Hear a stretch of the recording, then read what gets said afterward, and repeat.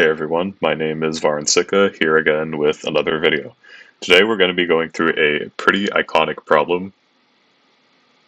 That was a joke. I don't think anyone I know actually really remembers or has fond memories of this problem, but semantic matching practice?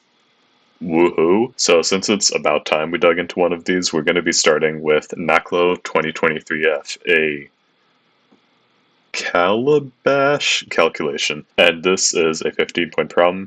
As usual, we'll start off by reading through the problem, understanding the task at hand, and stuff like that. While touring the school, you attempt to learn a few words of Nizaa with the help of a few trusty flashcards.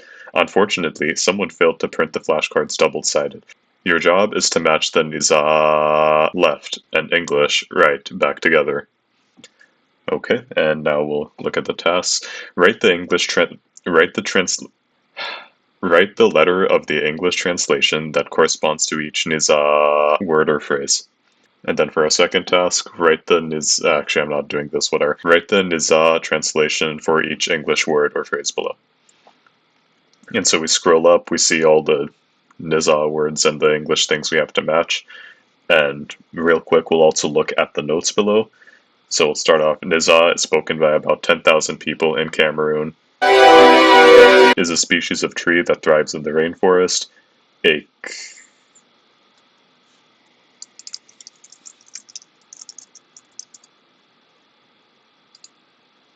Calabash. First try. A calabash is a gourd, a type of hard-shelled fruit similar to a pumpkin, that is often hollowed out and dried for use as a container. Pronunciation is not relevant for solving this problem, but b and l are consonants, and o are vowels, and marks above vowels indicate tone, the pitch used when pronouncing a vowel. And so now we can kind of just jump straight into it. The first thing that really can serve as a dead giveaway here that, I'm gonna be honest, I really embarrassingly missed out when I first did this. They literally give us a word in the language that is school. And so in these kind of problems, what you always want to do is think about how words, especially when they'll generally give you compound words in the other language, how those can be broken up into other smaller pieces that make sense for deriving the word, right? In other words, think of an alternate way that you can think of a concept in English or your native language and try to fit that to the compounds that you see in the other language.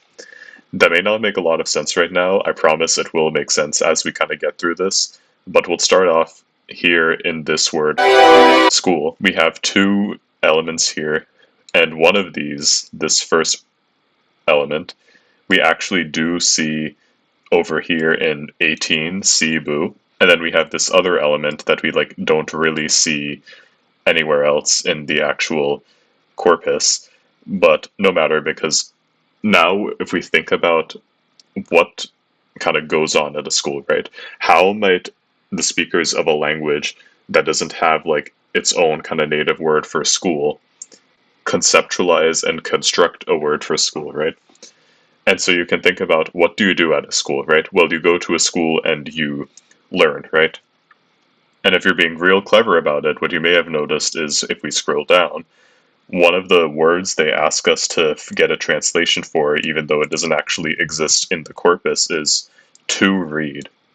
So you can imagine then that maybe they think of a school as a place where you can read, where read is somewhat synonymous with learning, right? And so if we take that place where one reads theory, one of these words means place, house, building, whatever, and the other one means probably read, right? And so we're going to have a word here in our English side of the corpus that has something to do with one of those, right? That corresponds with 18, Cebu, right? One thing that sticks out to me, and you can take a second, pause the video to figure this out, but one thing that definitely sticks out is roof, right? That kind of has to do with the concept of a building, right? So if C were to mean building, then we can imagine Cebu somehow having something to do with a building, and then that boo enables it to acquire the meaning of roof specifically. So maybe boo is like the top of something to do with like the top of, and then Cebu is like kind of the top of a building or something like that. And yeah, it gets you roof, right? Now, you may not be entirely sure about this at this point. That's fine. One thing that always helps with these semantic batching problems is to just kind of get into it and really just try whatever theories that you have.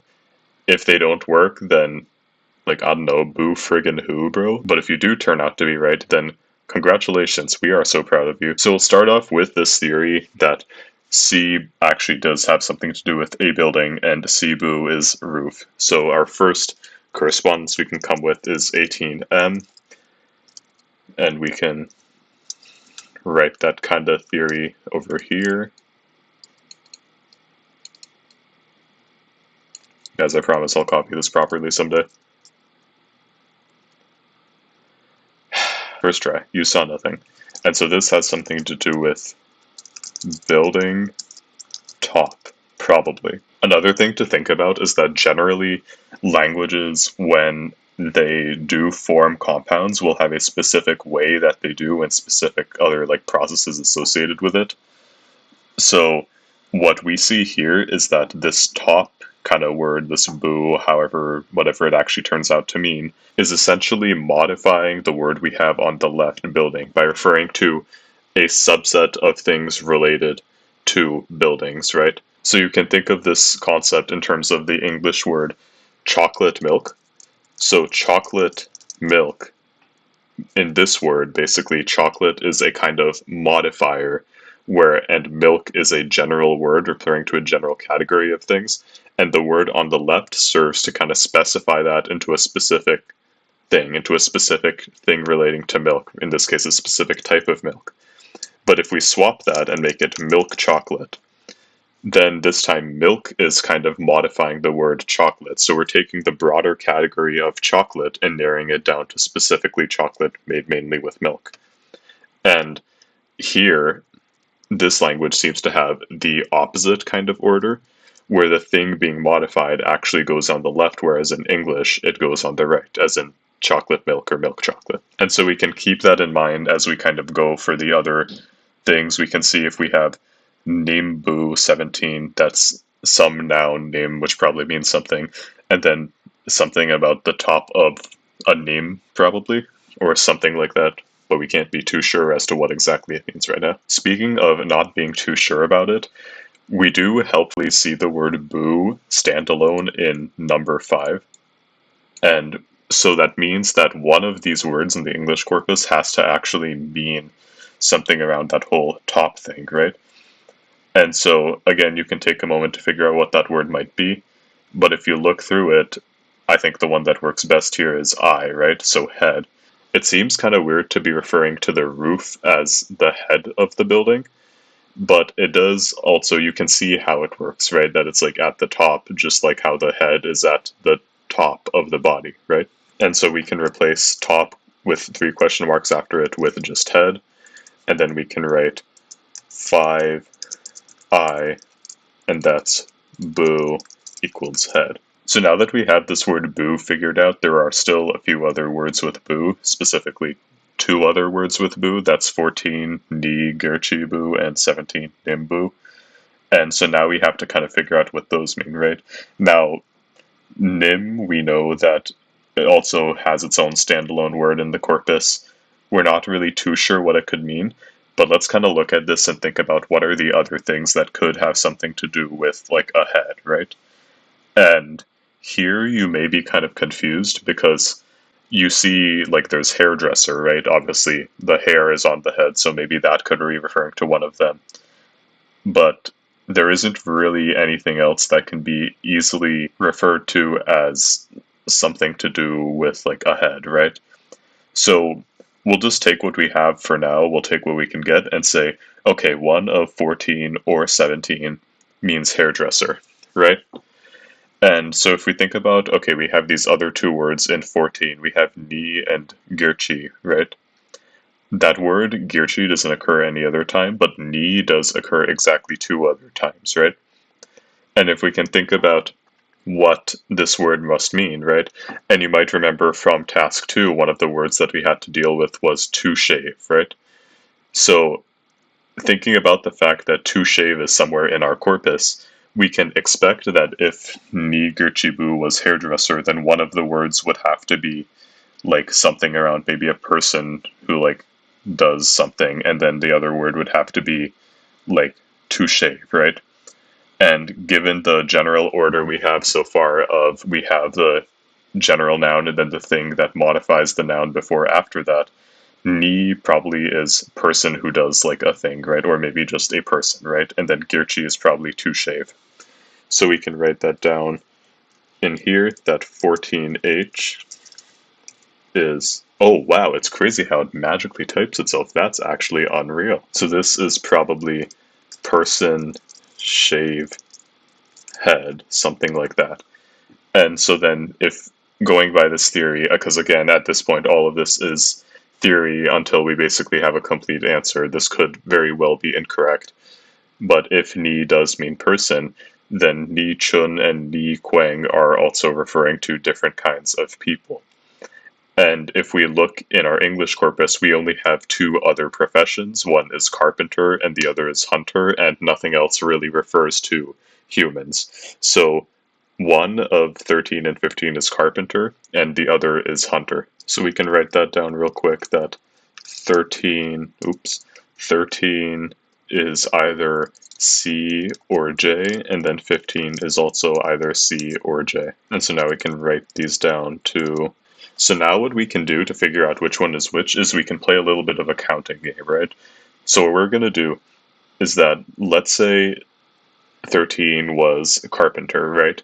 Then a carpenter basically is someone who works with wood. Chun might have something to do with wood.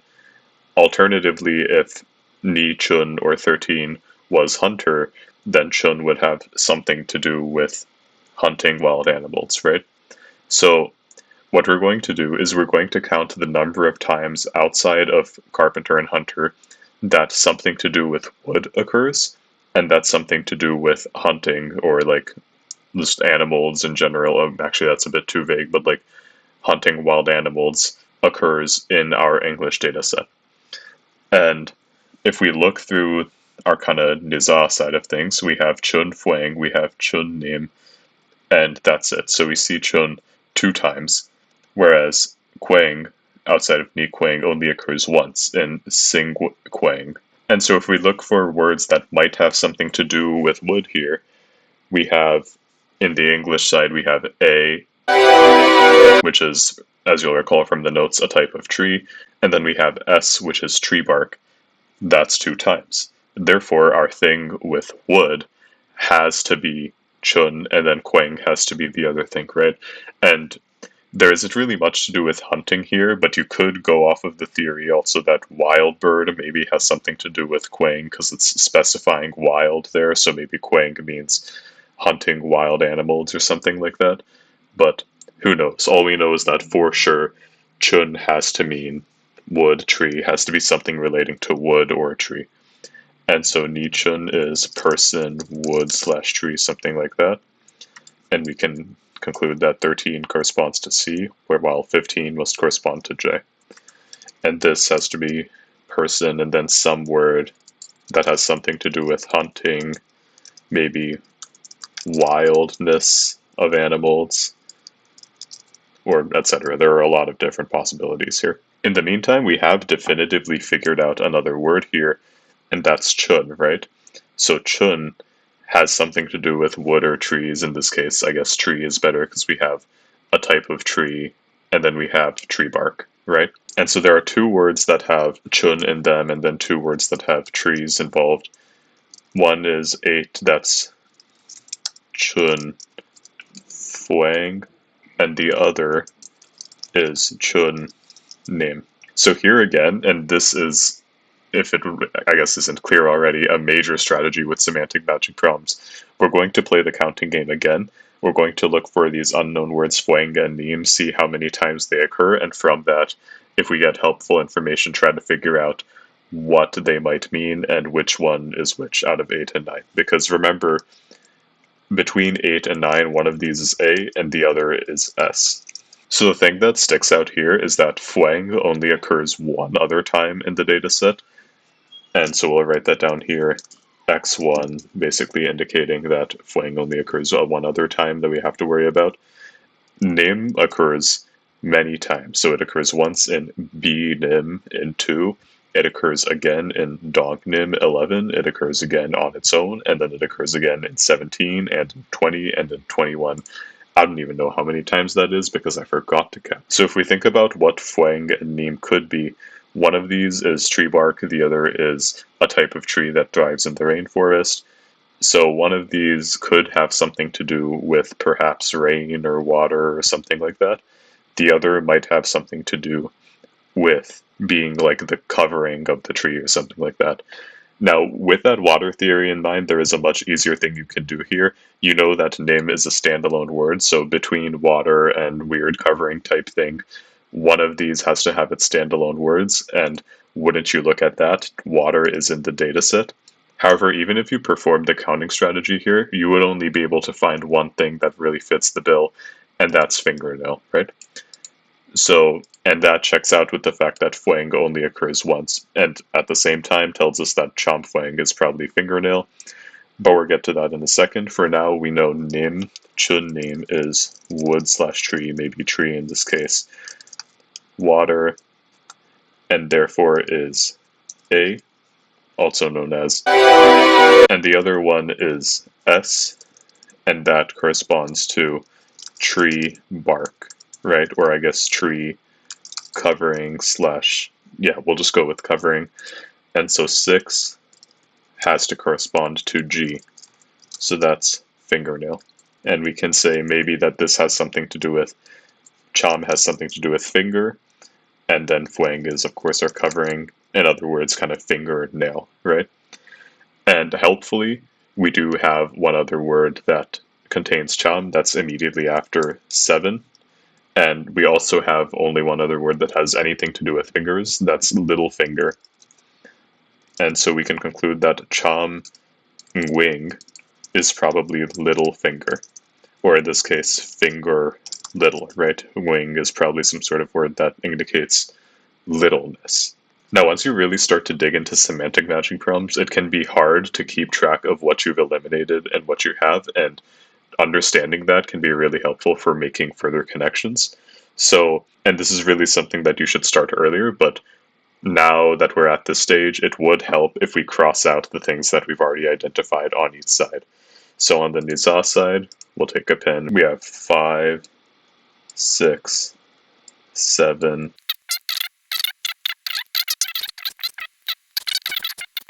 While we're at it, since we did figure out name probably means water, we'll eliminate 16 and T2. And then we'll add that to our list. 16T nim equals water. So there are a few things we can do from here, but we'll kind of just follow the smaller chain that we have going here. And that's involving this wing suffix, which probably means little. We see it occur one other time, that's in 4, bo wing, and then we have this other word, bo, which is like the non-little form of the bo wing. So what that means we're looking for is we're looking for a pair of two things. One is large, and then the other is the same thing but small. And so if we look at the English side of things again, we'll see E, dog, and L, puppy, right? I mean, a puppy is literally just a dog, but small. So we'll eliminate E, dog, and L, puppy, and we'll eliminate 3, bo, and 4, bo, wing. And then we'll add that to our data set. So 3 is going to be the non-small version, that's E, or dog. And then 4 is going to be the small version, so that's bo, gwing, or puppy. So now we've basically exhausted all the info that we can get from this, so we'll go down the other side of the chain that we acquired from this whole chun name thing. We know now that nim equals water, and we see a whole bunch of things that basically mean something to do with water. So we have b and b-nim, we have dongnim and all these other words with dong, we have nimbu, we have singwanim and yearnim. Now, Remember that we concluded that quang has something to do with wildness, and therefore singua quang might have something to do with wild bird. So 19U could be a possibility. We're not super sure about that, but again, semantic matching is all about taking those little leaps of faith and trying out theories, and if they don't work, then boo friggin' who. So we'll try out 19U, and this is probably, well, quang has something to do with wildness, so sing would just has to be bird. Wildness, something, something, whatever. So if 20 means sing, there's only one other bird, and I'm just gonna put a little mark next to 19 and U just because we haven't really fully eliminated it yet. So, I mean, crossing it out, it's possible, you never know, that we end up having to uncross it out, and that would be a real pain. So we'll just leave it like that for now. But assuming this theory is true, 20 has to be referring to the only other bird in our English corpus, and that's, well, there's a duck, and that's about it. So 20F is another match that we make. Sing with name is, I guess, bird, water, and it checks out, right? Ducks, water, you know what I'm saying? So seeing as this is starting to work out, we can probably eliminate the little crosses and just full on eliminate 19 and 20 as well as U and F. And now we'll look at what else we have, right? So we have Bay and Baynim in 1 and 2. We have 10, 11, and 12, all which have something to do with a dong. And then we have 17 and 21, which are wild cards. Now, one thing y'all might have realized by now, 17 we can figure out pretty easily because we do know what nim means. It's water. Boo, we now know pretty much for sure probably means head. So nim boo must mean water head, right? So what could a waterhead be on the English side of things? Well, it's not a calabash. It's probably not a cup. Sauce, saucepoon, soup, that all seems kind of weird. It could be source of water. It kind of makes sense because waterhead seems to convey a sort of concept of like the water originating from there. At the same time, it could theoretically mean teardrop, right? Because, I mean, the eyes are also in the head, although it is kind of a stretch, right? Now, if you got stuck on whether 17 corresponds to Q or R, one thing you could think about is generally how the noun and modifier order seems to work in the other sentences. So if you look at C, so 21 year dim is going to be something and then water, right? Now, let's say 21 was teardrop, right? Then we could reasonably expect that year nim is like eyes, water, something like that, right? But if 21 was Q, then 21 would, year nim would be source of water, and then that would be something like source water. But that second option doesn't really work with the other general pattern that we see here, right? So if we think of 18, for example, the first correspondence we made, that's Cebu, which means basically building head, something like that, right? And that's roof, right? So if you think of that as kind of a building's head, then it makes more sense for 21 to be formatted something as X is water, right? The latter option, in which case 21 is Q, doesn't really fit that format, but if 21 is R, then it fits that format better because you can think of it as like X is water. Okay, we have eyes, water, something like that, right? So it makes more sense for 17 to be Q and 21 to be R by that logic, right? The other thing you can think about is just intuitively for Nimbu being source of water, you could have the logic that waterhead implies a sort of origin of water from a certain point.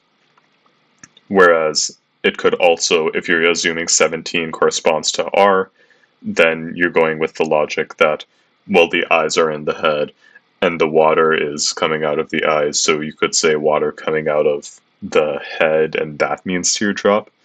But that latter option is also, it's a bit of a stretch, right? I mean, generally languages do have words for eyes, and they don't need to say that the water is coming out of the head and that's a teardrop. They can just say it's coming out of the eyes, right? So it makes more sense for the word for teardrop to be something about technically containing some word for an eye, right? And if we assume that year and year nim is eye, that checks out better, right? So now we only have 5 to go, we're almost done. And this, I mean, it's not too hard to figure out what's going on here. We have calabash and cup, those are both containers, and then sauce, sauce spoon, and soup. Sauce is like, I mean, all of these basically have something to do with food. So our words that contain dong are all probably related to sauce, sauce spoon, soup, that general category, whereas our B's are calabash and cup. So looking at 1 and 2, one of these is kind of normal, and the other is the same thing but related somehow to water, right? And we know, just again, based on the usual counting game, that there are 2 things relating to bees and 3 relating to dong. There are 2 things relating to container and 3 related to sauce or food or general idea of things. B and B nim, one of those is calabash, the other is cup. Now, notice how for cup they specify for drinking water. That, in my mind, is a dead giveaway that B-nim is the one to do with water, and calabash is just like the normal thing, right? Because they do say calabash is normally used as a container, that implies that, okay, a calabash carries things in general, but a cup carries specifically water. So, in a culture that assigns more importance to calabashes as kind of local form of carrying things, than more Western style cups, you can see how the word cup might be derived from that. And it might, of course, take a second to wrap your head around, just because calabashes to people living in the West or outside of, I guess, Cameroon might seem like a very foreign concept, and cups are just like, oh yeah, you use them every day. But thinking about it from the perspective of these guys, it kind of makes sense why that might happen, right? And so then Benim in this case would be calabash water, as in like a calabash, but for carrying water. And so if we eliminate these 2, so now we're in the home stretch. The only ones left that we have to figure out are dong, dongnim, and horedong, 10, 11, and 12. One of those is sauce, the other is sauce spoon, and the other is soup. So we have 11 that contains our good old word nim for water. One of these has to do with water. This is probably soup, just because like soups are liquidy, contain water. Unless you're making a soup totally wrong, it probably contains water, therefore we can say dong nim equals p soup, and that's another corresponds 11p. We can think of a soup as, although it's kind of weird length to go to, sauce water, and therefore dong is sauce, which doesn't make sense, but given that we only have one other option, and that's sauce spoon, it makes even less sense for a soup to be sauce spoon water. So it's probably sauce water, dong is probably sauce, so 10n is another correspondence. And now, for the final correspondence, well, honestly, I mean, yeah, I'm sorry guys, I've been lying to you this whole time. I really don't know what to tell you. Other than that, this is the part where you realize that this problem is impossible, that you're never going to be able to solve it. Maybe you should just quit NACLO at this point, like it's just impossible, there's nothing you can do, I'm done, I'm quitting Congratulations, you guys have just completed your first semantic matching problem. Actually, not really, because there are still a few things you have to do. We have done all the matching, regardless of what this very much blank PDF tells you. We just have to do task 2, and that's figure out what each of these words mean. So we have A, bush, we have B, hut, we have C, to read, and we have D, to shave. So to read and to shave we kind of identified as we were going anyway. To read is probably the other word in our word for school. So that's this thing right here. We'll just copy that over. Yeah, that looks about right. And then our other word for to shave, if you guys remember from hairdresser, number 14, person shave head. So this is probably what we're working with here. And now we have hut and bush. So bush is actually a funny one, to say the least, because you might be inclined to think that, okay, a bush is a small tree, our word for tree is chun, and then our word for making things small is nguing, so bush is this, right? It's like a tree, but small, and that's how you derive a bush. The word for bush is actually that.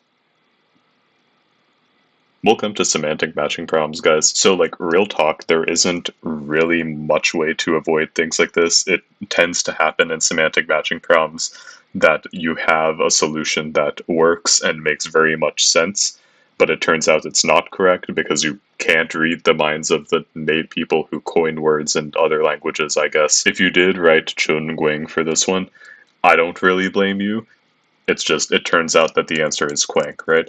And you can see how that kind of makes sense, like bush and how bush relates to wilderness. And so a wild bird is like a bird in the bush.